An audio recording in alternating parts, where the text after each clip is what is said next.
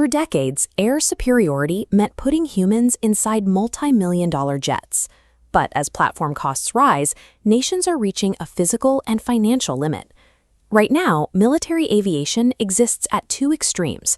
On one end, you have $100 million stealth fighters.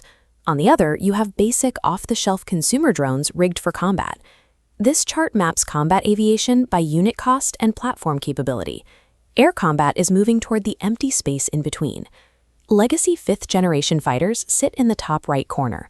They offer incredible capabilities, but their cost makes fielding them in large numbers unsustainable. Militaries are now racing to fill the empty middle of this graph with autonomous combat aircraft. But to do that, they have to choose between two distinct engineering philosophies. The path a nation chooses determines its strategic posture. It forces a decision on whether to prioritize individual aircraft survival or swarm saturation in the next major conflict. The first philosophy is the exquisite loyal-wingman. This approach builds jet-powered AI drones that act as robotic bodyguards and force multipliers for manned fighters. Turkey's defense sector, led by companies like Baykar and TAI, currently leads this field, with platforms like the Bayraktar Kızılelma and the Anka-3. The opposing philosophy is the Mobbing Doctrine. Instead of protecting a high-value asset, this strategy uses vast swarms of cheaper autonomous jets designed to overwhelm enemy air defenses through sheer numbers. This strategy is central to India's startup ecosystem.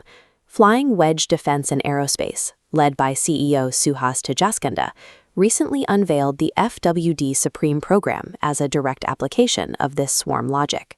For defense strategists and investors, the choice is between proven, flight-tested hardware coming out of Turkey and the theoretical, highly scalable economic asymmetry promised by India's tech sector. This table compares the elite wingman doctrine by maximum takeoff weight, engine type, autonomy goal, and launch profile.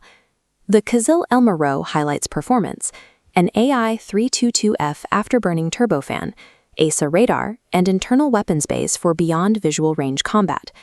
These inputs result in a survivable, stealthy jet that matches the speed and altitude of the manned platforms it supports.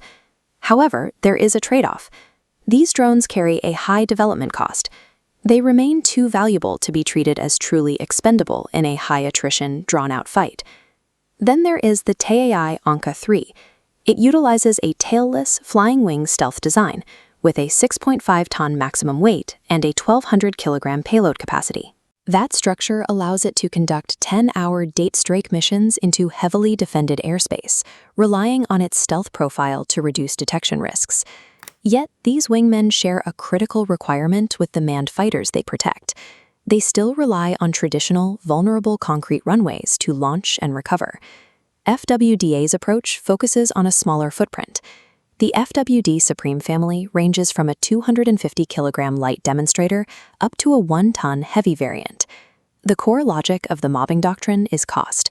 Instead of one perfect aircraft, it coordinates dozens of smaller jets, aiming for economic asymmetry. In this doctrine, losing 5 FWD Supreme drones to break an air defense grid is a strategic gain, as the cost is a fraction of a legacy manned fighter. The trade-off involves software. The swarm depends entirely on complex, unproven coordination algorithms to function.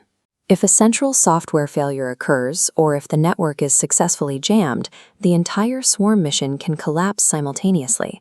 It trades hardware vulnerability for software vulnerability, sacrificing armor and stealth, betting entirely on the algorithm. To address runway vulnerability, FWDA is integrating rocket-assisted takeoff, or RATO. RATO allows the swarm to launch from short or austere locations, reducing the need for traditional, vulnerable airbases. But RATO requires transporting solid rocket boosters to remote sites, adding a logistical layer. It also limits the initial fuel and payload the aircraft can carry. There is also the issue of propulsion. FWDA plans to build an indigenous 1 kilonewton power plant to ensure supply chain sovereignty.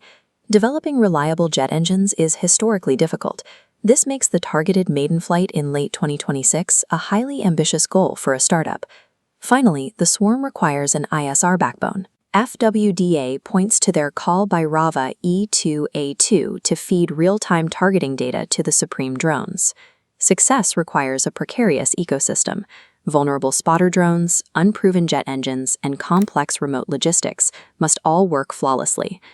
Looking at the current state of this race, the Turkish ecosystem currently possesses the hardware lead. They are already conducting live fire tests and autonomous formation flights. However, the FWD Supreme represents an evolution in combat doctrine, positioning India's tech sector alongside the same collaborative combat efforts currently being explored by US and European developers. This flowchart breaks down the procurement decision. Path A shows legacy militaries with robust budgets and aircraft carriers should invest in exquisite wingmen to protect fifth-generation fleets. Path B indicates nations facing numerical adversaries with limited runways should prioritize the Mobbing Doctrine. If startups like FWDA can validate their software and engines by 2026, the economic barrier to entry for air superiority drops. It would show that in future conflicts, mass can finally outmatch class.